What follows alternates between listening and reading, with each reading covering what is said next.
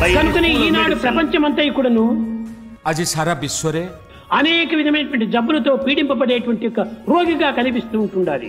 अनेक गुड़े रोग मनुष्य को ग्रास करी रही అన్ని డిసీజుల కంటే కూడాను ఈ అహంకారము చాలా హీనమైనటువంటి రోగము.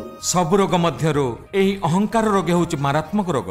ఈ యొక్క అహంకారం అనేటువంటిది అజ్ఞానం చేత ప్రారంభమయ్యేటువంటిది. एही अहंकार अज्ञानतार सृष्टि. ఈ అజ్ఞానం అనేటువంటిది కేవలము మానవుని యొక్క అవివేకంతో ప్రారంభమయ్యేటువంటిది. एही अज्ञानता सरलतार सुजोग नहीं आसे.